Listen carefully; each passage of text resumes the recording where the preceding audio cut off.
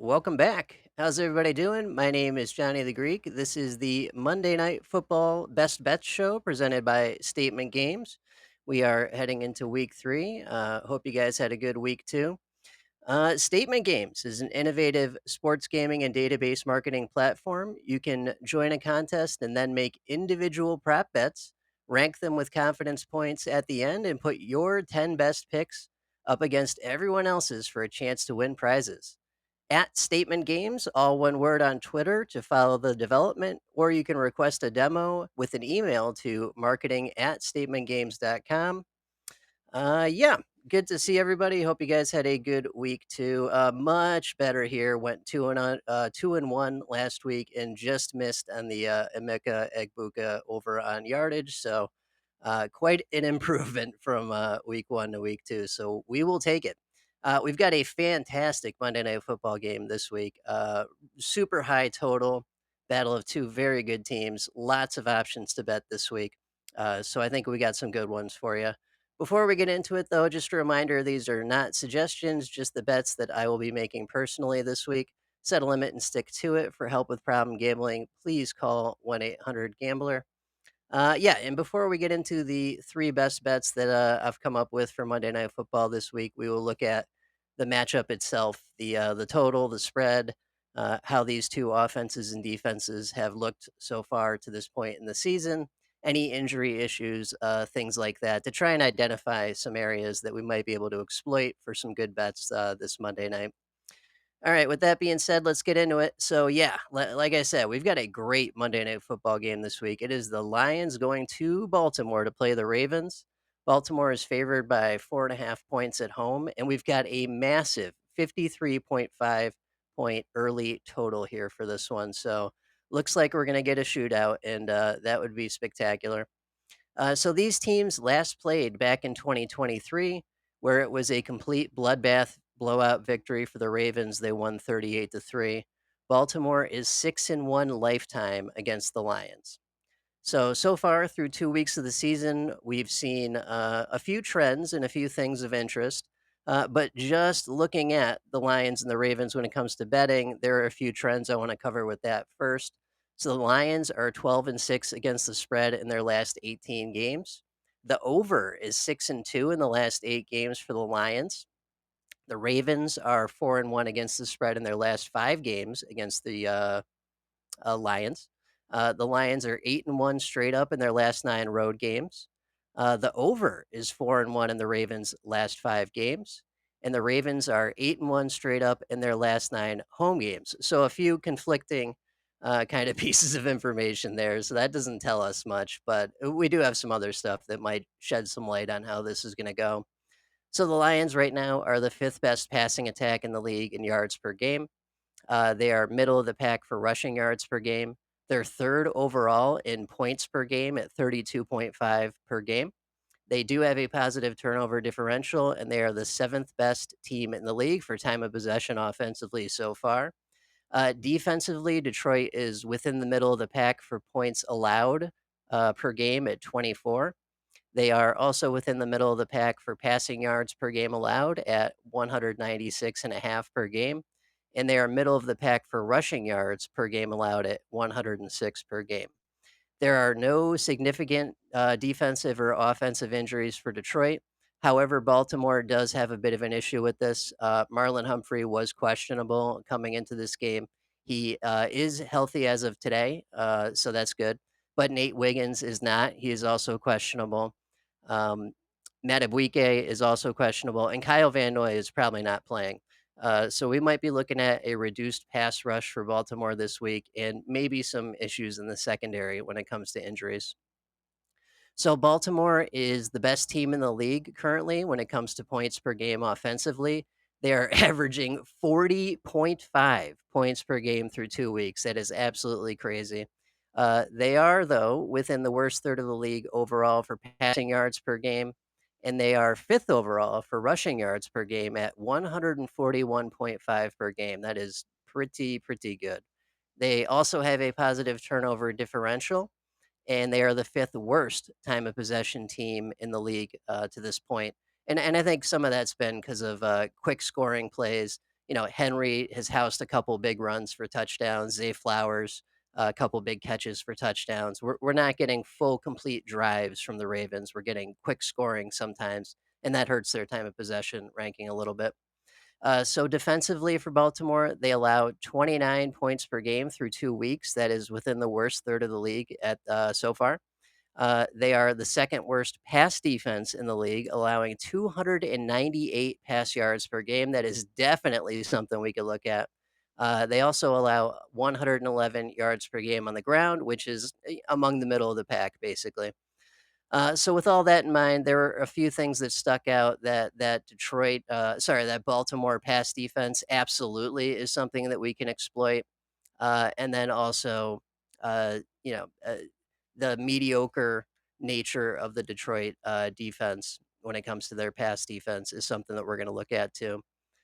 So the bets that kind of stuck out to me personally when I was looking at this was these are early lines through betting pros because it's Thursday.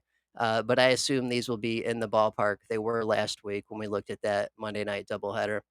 So the first one that I like is Jared Goff over 254.5 pass yards at minus 112. This is through betting pros.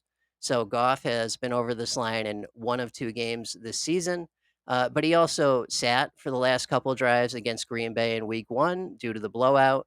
And that Detroit offense never really had a chance to get going against that suffocating Green Bay defense in week one. They looked a lot better in week two against Detroit. So Detroit is yeah, sorry, against Chicago. Detroit is already the fifth best passing attack through two games, while Baltimore is the second worst passing defense through two games.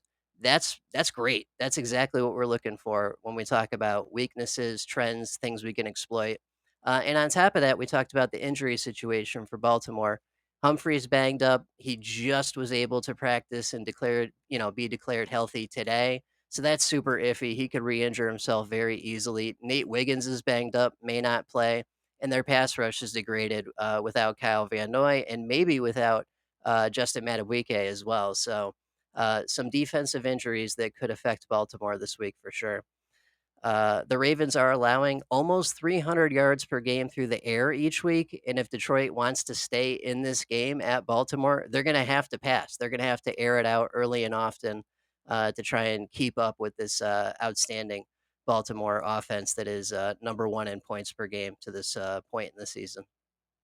So between the total, the spread, and the likely game script, this all points towards a shootout and a back and forth affair, and that's exactly the kind of setup we want for Jared Goff to have a big day passing the ball. We talked about the injuries that could definitely have an impact here. Um, so yeah, I think we got a few different things that are kind of pointing towards Goff having a big day. And he's gonna have to, right? Like, but Baltimore's not dumb. They're gonna try and slow down Gibbs and Montgomery and force Goff to beat them through the air. So I think if Detroit wants to hang in this game, Goff has to have a big game, and that's not too bad. He's definitely capable of over 254.5 pass yards at minus 112. So that's the first one that kind of stuck out to me. Second one that struck my fancy for this Monday night affair is Zay Flowers over 63.5 passing yards. This is at minus 118 on betting pros, but as long as it's in the ballpark, same thing with the Goff bet. As long as it's around there when we get it to FanDuel and DraftKings and all the normal sports books, then I'm fine with it. But if this thing jumps 20 yards, then obviously stay away. But for now, this looks really good. So Zay Flowers over 63 and a half receiving yards at minus 118. Zay Flowers has crossed this line in both games he's played this season, and he did it in 7 of 17 games last season. So little bit better than, one third of the time. I think that this lines up right for him to have a big game. We've got a 53 and a half point total. We've got a battle of two of the best offenses in the league, period. Um, we know that, Vegas thinks this is going to be a shootout between the high total and the lower spread. Beyond that, this Detroit secondary is in a bit of a funk right now. So when we look at the PFF scores and the actual, maybe not production, but the skill involved on the field, Brian Branch is the only guy that really sticks out as being good at the moment. So Branch has a 92 overall coverage grade. He's the best they got. After that, it drops off a cliff. Kirby Joseph is only at a 56 overall coverage grade, while DJ Reed and Terrion Arnold are at 48 or lower. So yeah, that is not great for Detroit when it comes to the secondary. Also, they don't really have much of a pass rush beyond Aiden Hutchinson, so I think Lamar's going to have plenty of time in the pocket to complete passes. Yeah, Flowers has a spectacular setup from a few different angles that are pointing towards a huge day at the office for him in week 3. And that's not too terrible. Over 63.5 receiving yards at minus 118. I like that quite a bit as well. And then the last one that I think makes sense for Monday night is Ravens. I don't like the spread -4.5. It was -5.5 earlier this week. That's just a weird number, right? Like a field goal is not going to do it for us. We need a full touchdown. This feels like it's going to be a close game, despite the 6-1 lifetime record for the Ravens. This is a different Detroit team than they played in 2023. This is a different Detroit team than they've played most times they've ever played them. This is, actually a good Lions team. So yeah, I think Baltimore wins this game. I just don't think they win it by 4.5 or 5.5 points, even at home. So I want to dial that back just a little bit to make it safer and easier. So Ravens alt line is what I want to take, -2.5 at -188. I know that's a terrible price, but you can parlay it with something you feel good about to turn that into a positive number, or use a promo to get it up into the positives. There are a few different ways to achieve that. So yeah, the last time these guys met, the Ravens beat the crap out of the Lions by 35 points. This is definitely a different Detroit team, but I still think that the Ravens are the better team. And then something else that stuck out to me when I was doing research for this game: the Lions do much better indoors compared to outdoors. In 2024 last season, Detroit was 14-1 indoors and 3-2 outdoors. They're going to be outdoors Monday night, and they are 0-4 lifetime playing in Baltimore. So that does not line up well for them. Baltimore has also won 5 consecutive Monday Night Football games in a row. And just reading through what other people had to say about this game, almost every single expert or analyst I read that had a prediction on this game picked Baltimore, and many of them had the same reasoning. It's a better team from top to bottom. It is a more talented team from top to bottom, and they certainly have a better defense. Uh, so yeah, Detroit may be within the middle of the pack for rushing defense so far, but it's only a 2 game sample size, and they gave up 130 rushing yards to Chicago just last week in a blowout victory that they dominated from start to finish. That ain't good, right? If they're allowing that to happen against a crappy Chicago team, King Henry is going to run all over these guys, and that is not going to help the Lions' chances for victory this week. So yeah, I think that that definitely plays to Baltimore's favor as well. Baltimore is the better team. They should be able to cover this safer alt line.